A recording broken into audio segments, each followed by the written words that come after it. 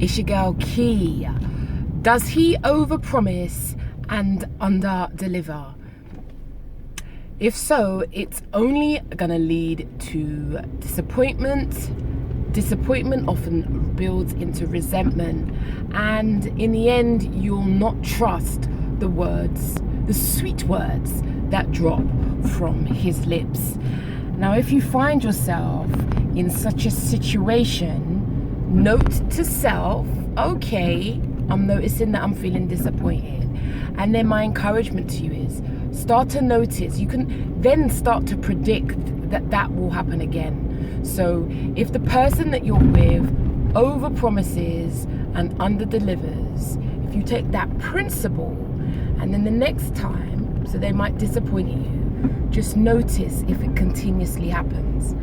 And I think this is a massive factor to pay attention to, because I experienced this and I had to lock the dude off. That's why we got block features, people. We have to utilize them, because they'll say something rather epic or an experience they want to have with you, and if you're anything like myself, we get excited, we start thinking about what we're gonna wear, we're gonna think about hair, we're gonna think about shaving, we're gonna think about underwear, we're gonna think about re-coordinating again, we might be thinking about, ooh, do I need to buy some new ones? That ain't for everybody, but some of us are that way inclined, not myself. But then, as the time comes nearer to the day or the experience this person said you would do something together, you notice that either he never mentions it, and then you're left thinking, but hold on, I've just prepared, and what time are we meeting, like where, and you may be even scared to mention it to that person. Or you do, and then they might be like, oh yeah, here comes the long story, and then you're the one left disappointed. And so, this is something to pay attention to, because often if the principle of overpromising and under-delivering is in your relationship, what will happen is that will just reoccur again and again and again. And so, my encouragement is you gotta pay close attention, especially in the early days if that happens, because, well, to me, it's highly likely that is going to be a norm in your relationship. And, I know when I was in such a situation, I don't want that for myself.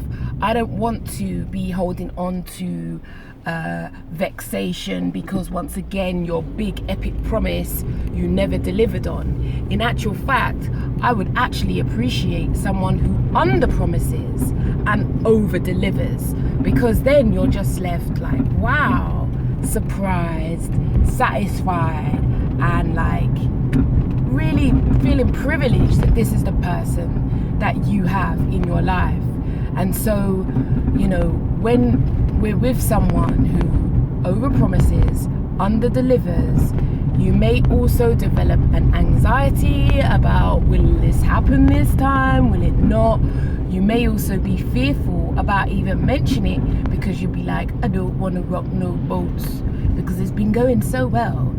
And so you may become mute about your frustrations.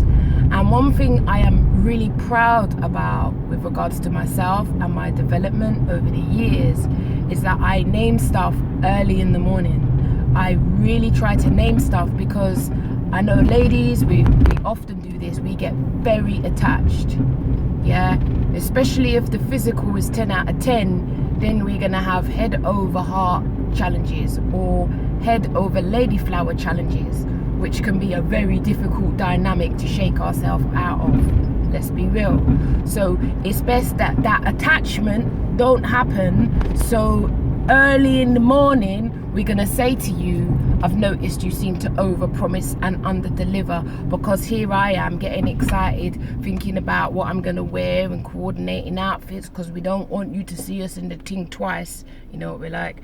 And then nothing's heard of again. And like I said before, resentment builds, frustration, and then I don't trust your don't trust your words. And these are not healthy signs for a relationship. It's a sign potentially of a one-way relationship, because you're potentially not on that wavelength. You're someone who's like, right, if I say so, we're gonna do it. Yeah. And then when you're not with someone who's on that page, it will start to create problems.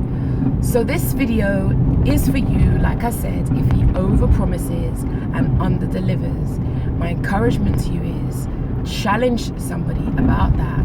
Challenge, name what you see, and then you're going to see how they respond to you. How they respond to you is gold, because then you will know whether they take your concerns on board, or if they try to flick it on you and make it look like you're a part of the problem.